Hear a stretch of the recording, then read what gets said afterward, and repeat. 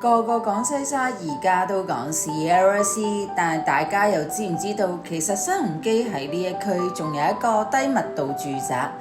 大師今日帶你嚟到帝琴灣頂層嘅4房雙套2126尺嘅複式海景單位，睇下呢一個單位嘅海景會唔會震撼到你？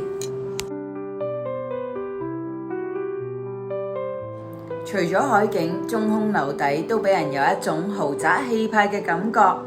最重要係呢一個長形嘅客飯廳，市正實用之餘，無論點樣去安排家具，都可以無死角望盡成個八仙嶺嘅海景，靚到咁，究竟係震撼定震驚？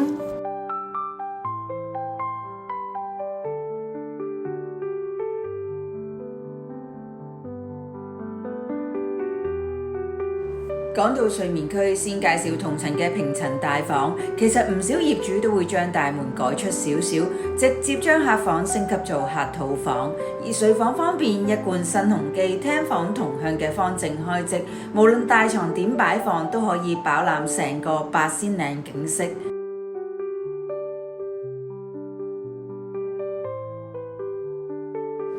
特別要講，盡頭嘅呢一邊已經預留擺放到頂嘅衣櫃空間，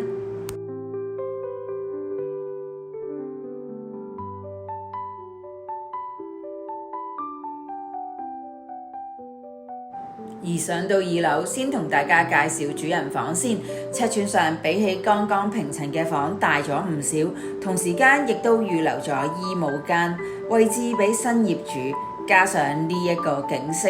上咗1層之後，就顯得更加開揚。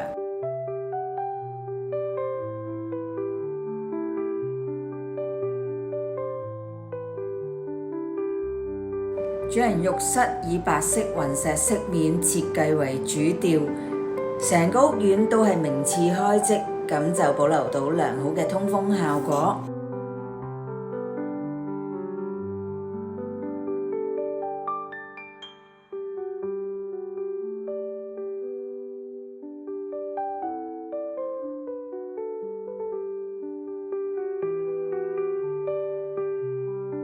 廚房同樣長形開積，備餐區十足，亦都有基本廚具同雪櫃，同時亦都連接保姆間。如果呢一個咁實用嘅海景單位符合你嘅要求，記得喺評論區話我聽，即刻關注我賬號豪宅大師，下次再同你一齊去睇香港唔同嘅單位。